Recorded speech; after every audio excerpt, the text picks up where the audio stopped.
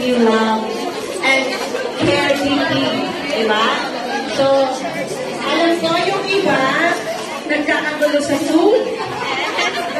Ayan, yung mga ate hindi pa kumakain, before they start singing, we have food on my left, we have coffee on my left, and we have a photo booth doon. Yung heart, yung red na heart, you can bring your life group or yourself to go and take a photo with them and hashtag an individual memory. Okay? So, this afternoon, as we celebrate Valentine's Day, yung pinagbalaan Gina!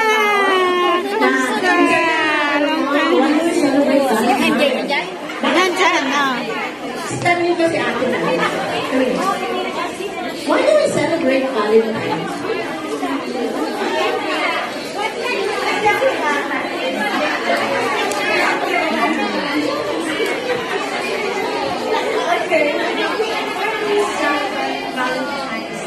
Kasi somehow there that it is a base of hearts. But today, it was not. But today, even that's the broken heart there, my interpretation for that is that is not your heart. That is the heart of Jesus for you. Thank you.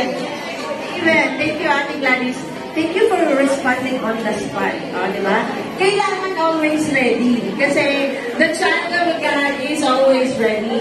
So, yung Valentine's Day has been celebrated in 14th century pa. Matagal na. And then, kaugalian na lang na i-celebrate on the 14th. So, that is next Friday. So, ngayon, advance yung Valentine's natin. And with our first song, kung alam nyo to, sing along, our classic. This is very classic. Yung mga singers dyan, you can sabay. You can take out your phone, you can take video, you can take live video, so that your friends can see kung ano yung nangyayari ng ating congregation. Alright, our first song is no other than the very classic, You're Still There. Hindi tayo makukuha nito. Doon lang. Hindi, naka-video lang.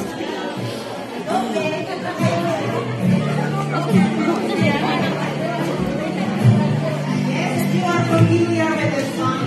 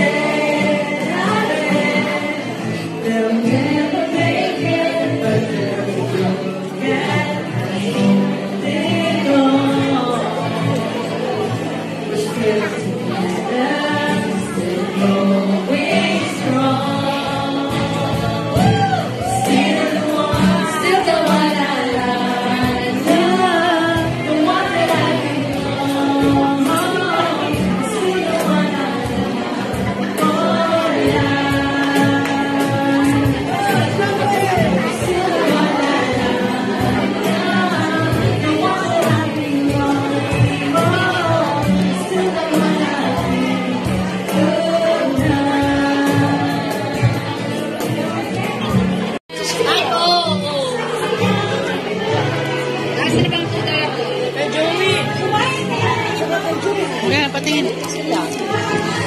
Mag-gusto tayo. Sino ba ito? Ako ang magpili. Dalhin ko. Tapos, pili na. Tapos,